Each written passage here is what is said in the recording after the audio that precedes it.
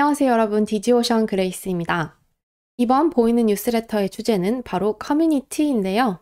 제가 사이드로 가볍게 시작한 커뮤니티가 어느덧 1000명이 넘는 사람들이 모였습니다.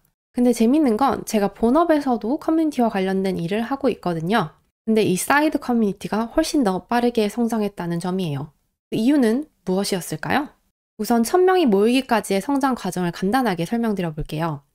2021년에 디지오션이란 브랜드로 강의를 론칭하면서 수강생을 위한 카톡방을 만들었습니다. 그렇게 시작되었고 조금씩 늘어나서 현재는 약 300명 규모가 됐어요. 2023년 B2B 마케팅 콘텐츠를 조금 더 활발히 만들게 되면서 현업자들이 고민을 나눌 수 있는 커뮤니티를 추가로 만들게 됐는데요. 이 커뮤니티는 수강생 커뮤니티보다는 좀 더 뚜렷한 목적이 있었고요. 이제는 850명을 넘겼습니다. 이 커뮤니티를 만들 때 플랫폼을 고르는 건 생각보다 중요한 결정인데요. 텔레그램, 카카오톡, 슬랙, 인스타그램 등 다양한 옵션이 있죠. 그 중에서 저는 카카오톡을 선택했습니다. 사실 카카오톡은 커뮤니티를 운영하기에는 기능적으로 좀 부족한 부분이 많아요. 그럼에도 불구하고 저는 이 접근성이 초기 성장의 가장 핵심적인 요소라고 판단을 했는데요. 그래서 일상적으로 사용하는 이 국민 메신저인 카카오톡을 활용하게 되었습니다. 처음 100명을 모으기까지는요, 사실 강의 수강생 여러분들의 역할이 좀 컸어요. 그리고 제가 2021년부터 운영하던 뉴스레터 역시 중요한 모객 채널이었는데요. 구독 시 발송이 되는 자동 이메일이나 매호 보내는 뉴스레터의 푸터에 커뮤니티 참여 링크를 넣어서 꾸준히 알렸습니다. 또한 동일한 콘텐츠를 블로그로도 발행을 했기 때문에 SEO에 제 블로그가 노출이 되기 시작하면서 이 블로그에 언급된 커뮤니티 링크로 계속해서 참여자가 유입이 되었죠. 그러다 500명의 전환점을 맞이하게 되었는데요. 24년 초에는 뉴스레터 콘텐츠를 외부 미디어에 기고하기 시작했습니다. 각 미디어 사이트에서 추천글로 소개가 되거나 메인에 노출되는 경우가 생기면서 유입량이 크게 늘어났어요. 그리고 가장 결정적인 전환점은 입소문이었는데요. 커뮤니티 내에서 활발하게 활동해 주시는 분들이 주변의 동료나 지인에게 소개를 해주시면서 점점 더 빠르게 커지기 시작했습니다. 디지오션을 모르는 분들도 저기 좋은 커뮤니티가 있다더라는 얘기를 듣고 유입되기 시작했고요. 이렇게 콘텐츠, 검색, 미디어 노출, 입소문이 자연스럽게 연결되어서 지금의 1000명이 넘는 규모로 성장할 수 있었습니다. 커뮤니티 마케팅 제가 2년여 동안 해보니까요. 이런 게 중요하더라고요. 직접 해보지 않으면 모르는 5가지에 대해서 소개해드리겠습니다. 첫 번째, 실명제와 익명제 무엇을 선택할까인데요. 커뮤니티를 개설할 때 고민했던 부분 중 하나가 이 참여 조건이었습니다. 아무래도 실명제는 보다 책임감 있는 행동을 유도할 수 있죠. 왜냐하면 신원이 검증된 참여자만 입장할 수 있기 때문이죠. 하지만 이 진입 장벽이 높아서 초기 유입을 늘리기에는 다소 불리할 수 있습니다. 또한 이름이 다 공개되다 보니까 자유롭게 질문하기가 어려울 수도 있고요. 반면 익명제는 접근이 쉽고 프라이버시를 보장한다는 장점이 있죠. 심리적으로 부담이 없이 질문하고 의견을 나눌 수도 있습니다. 그래서 초반 커뮤니티 활성화에는 훨씬 유리한데요. 하지만 그만큼 무책임한 발언이나 논란이 생길 가능성도 존재합니다. 저는 이 2가지를 적절히 조합하고자 했는데요. 익명제로 운영하는 대신 닉네임에 산업과 직무를 표시하는 방식을 선택했습니다. 예를 들어 그레이스, IT, 디맨 제너레이션처럼요. 그래서 익명의 자유로움은 유지하되 서로의 배경을 파악할 수 있게 해서 이 대화의 맥락을 살릴 수 있었습니다. 두 번째, 규칙이 문화를 만든다. 다양한 사람이 모이다 보니 여러 가지 문제나 오해가 생길 수 있는데요. 저는 명확한 커뮤니티 지침을 정하고 이를 지키지 않는 참여자는 과감히 그리고 빠르게 정리했습니다. 제가 적용하고 있는 2가지의 규칙이 있는데요. 첫 번째는 닉네임을 알맞게 변경할 것.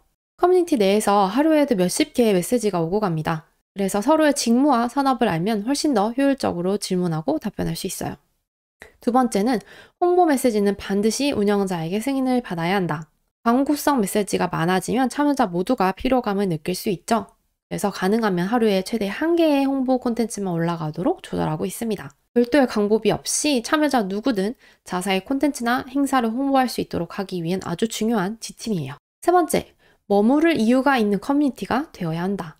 외부에서는 얻기 어려운 정보나 유익한 콘텐츠 혹은 회원만 참여할 수 있는 미더비나 웨비나, 멤버 할인 등등 참여자만을 위한 특별한 혜택이 있어야 하는 건데요. 저는 이 2개의 커뮤니티 모두에서 이런 혜택을 제공하고 있습니다. 추가적으로 매월 랜덤으로 10명에게 간식을 쏘는 이벤트도 1년 넘게 진행해왔어요. 아이스크림이나 컵라면, 음료수, 과자처럼 비싸지 않은 작은 선물을 드리는 건데요. 이 예상치 못한 소소한 기쁨을 드리고 싶어서 지금까지 이어오고 있습니다.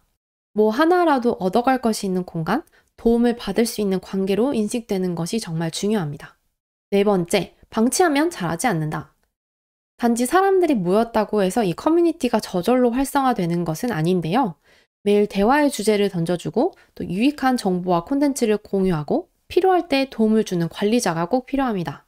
마치 정원사가 없는 정원처럼 커뮤니티 역시 정성을 들여서 가꾸지 않으면 금방 생기를 잃기 마련인데요. 저는 매일 커뮤니티의 대화 흐름을 파악하고 필요한 경우 개입을 빠르게 하고 있습니다. 덕분에 우리 참여자들도 이 커뮤니티는 방치된 곳이 아니라는 신뢰를 갖고 조금 더 활발히 참여해 주시는 것 같습니다.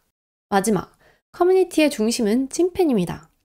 커뮤니티를 건강하게 오랫동안 지속하려면 운영자가 모든 걸 끌고 가려고 해서는 안 됩니다. 물론 초반에는 어느 정도 판을 깔아주고 방향을 제시하는 역할을 해야 하는데요. 점차 커뮤니티 안에서 자발적으로 대화가 오가고 질문이나 정보가 자연스럽게 이어져야 합니다. 이 중심에는 늘 소수의 찐팬, 즉 파워 멤버들이 있는데요. 저는 이분들이 자연스럽게 중심을 잡을 수 있도록 조용히 그리고 꾸준히 응원하고 있습니다. 운영자가 이끌어가는 대신 구성원이 함께 만드는 공간이 될 때 이 커뮤니티는 진짜 힘을 가지게 되는 것 같습니다. 근데 회사에선 분명 어려웠는데? 같은 커뮤니티 활동인데요. 사이드에서는 빠르게 성장했고 회사에서는 그렇지 못했습니다. 왜 이런 차이가 생겼을까요? 크게 세 가지 이유를 꼽아봤어요. 첫 번째는 공감대였습니다. 회사의 커뮤니티는 개발자와 엔지니어를 대상으로 운영하고 있어요. 워낙 전문성이 높은 분야다 보니까 어떤 고민을 하고 어떤 주제에 반응하는지 제 스스로가 이해하는데 늘 한계가 있었어요. 제가 개발자의 업무를 깊이 알지 못하기 때문에 대화를 주도하거나 자연스럽게 참여하는 게 어렵더라고요. 결국 다른 담당자의 도움 없이는 운영이 조금 힘든 구조죠. 반면 디지오션 커뮤니티는 저와 같은 마케터들이 모여있는 공간입니다. 그래서 제가 고민하는 주제나 공유하는 콘텐츠가 훨씬 공감을 많이 얻을 수 있었어요. 마케터라면 잠재 고객을 잘 아는 게 중요하다는 말을 수도 없이 들어보셨을 텐데요. 이번 글을 쓰면서 저도 어쩌면 제품과 잠재 고객에 대한 이해도가 마케팅의 성과로 직결되는 건 아닐까 하는 생각을 강하게 하게 됐습니다. 두 번째 이유는 운영의 톤 앤 매너가 달랐기 때문인데요. 아무래도 회사 이름을 걸고 공식적으로 운영하다 보니 조금 더 딱딱한 톤을 유지할 수밖에 없었습니다. 커뮤니티 운영이 진심보다는 약간 업무처럼 느껴졌고 결국에는 콘텐츠나 이벤트를 일방적으로 홍보하는 느낌이 강해졌어요. 운영자 입장에서 뭔가 일을 처리한다는 생각이 컸던 것 같습니다. 반면 제 사이드 커뮤니티는 조금 달랐습니다. 저 같은 마케터들이 모인 공간이기 때문에 제가 겪는 고민이나 이야기가 자연스럽게 통했고 무엇보다 제 자신으로 소통할 수 있다는 점이 훨씬 편안했어요. 마지막으로 이 사이드 프로젝트라는 특성이 큰 도움이 된 것 같습니다. 회사에서는 어떤 일이든 브랜드의 톤이나 목표, KPI 같은 기준들을 항상 염두에 둘 수밖에 없죠. 운영의 방향도 그 틀 안에서 정해집니다. 반면 사이드에서는 조금 더 자유롭게 소통하면서 기버의 마인드를 유지할 수 있었어요. 저에게 회사 커뮤니티는 일이었지만 디지오션 커뮤니티는 내 것이라는 생각이 있었습니다. 아마도 그래서 더 애정을 가지고 운영할 수 있지 않았나 싶습니다. 네, 마케팅에서 성과를 측정하고 개선하는 일은 늘 중요하죠.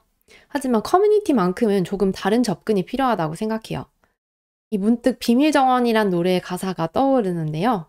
정성을 다해 가꾼 멋진 씨앗을 심어둔 비밀정원. 저에게 있어서 커뮤니티는 그런 존재인 것 같습니다. 이 커뮤니티만큼은 다른 채널처럼 요령이 크게 작용하지 않는다고 느끼는데요. 그럼에도 불구하고 성장의 비결이 있다면 저는 기버의 마인드를 꼽고 싶습니다. 이렇게 아낌없이 주겠다는 마음으로 꾸준히 가꿀 때 끈끈하고 건강한 커뮤니티로 성장할 수 있다고 생각합니다. 앞으로도 기버의 마인드를 잊지 않기로 스스로 다짐해보면서 오늘의 보이는 뉴스레터를 마무리해볼게요. 우리 다음 시간에 또 만나요.